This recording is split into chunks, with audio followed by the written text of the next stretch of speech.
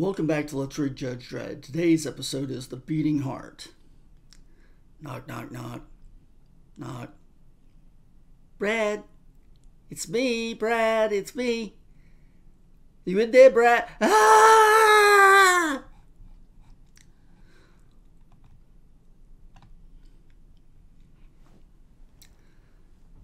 Control, I'm at apartment 4B, Tony Bennett block. Got a woman in shock and a stiff, or most of one. His heart has been cut out.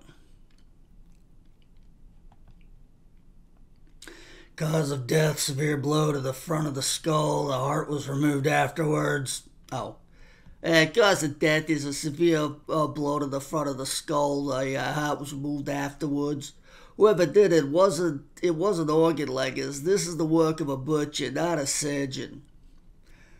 You feel up to answering questions, Citizen Krups? No. I'm afraid you're going to have to. But Brad's my boyfriend. I hadn't heard from him since yesterday. He didn't answer my calls, so I came around. You found him lying there, and oh my God. Go easy on her, go easy on her, Dredd. The lie detector says she's telling the truth.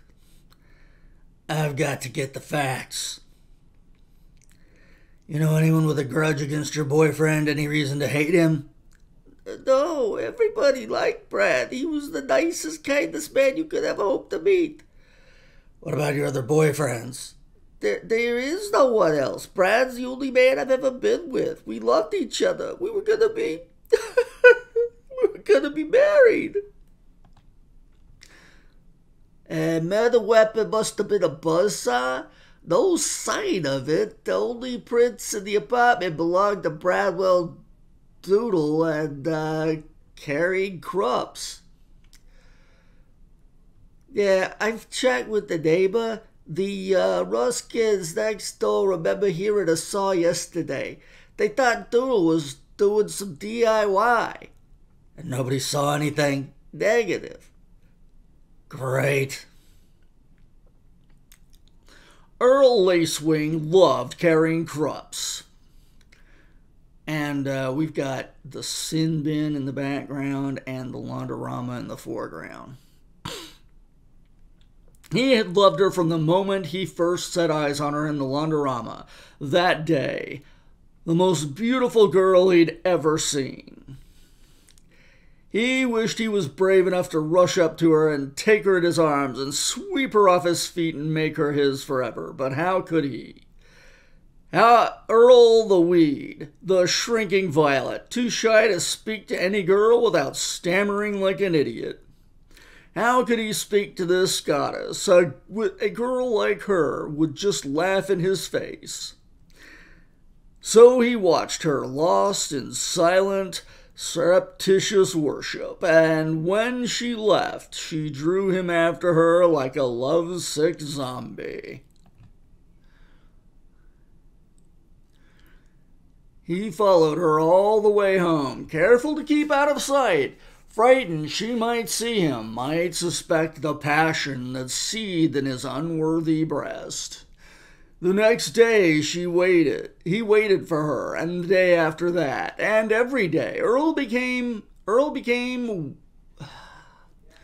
a weed obsessed. Where she went, he went, her constant shadow. But it wasn't enough. It wasn't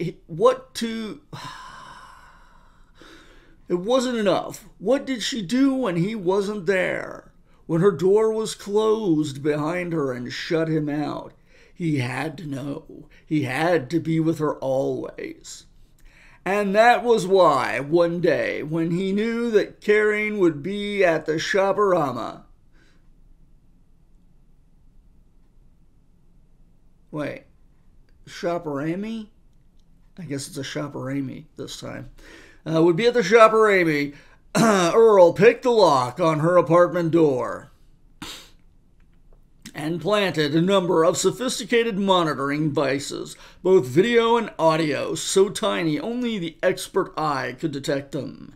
That night, and many that followed were the happiest of Earl Lacewing's miserable, lonely existence. He watched as she ate, and sat quietly, viding, as she slept, her lovely angel's face serene in repose. He shared every delightful moment with her, his Karine, his sweet Karine. Ugh. Then came Brad Doodle, 6 foot tall, rugged, handsome hunk, everything Earl was not, and Earl watched his world fall apart. I love you, Karine. My heart belongs to you. Will you marry me? Oh, Brad, yes, yes. I know I didn't do this with accents, but, it sort of feels right. Sort of that soap opera feel. No, Karine, you're mine. It's not fair. It's not fair. It was the moment when Earl's unhealthy exception turned into full-blown psychosis. No, it was psychosis long before that. When you're putting tracking and video monitors in somebody's house, it's already psychosis. Oh, you're dead, Doolittle. Earl followed Brad home to his apartment and carried out his threat. He left carrying a trophy of his act of jealous rage. He switched on the monitor and cackled quietly as he saw her phoning Brad and getting no reply. That's too bad, my darling. Old Brad's heart is just not in it anymore. He'd won. No one would ever take Karine away from him again.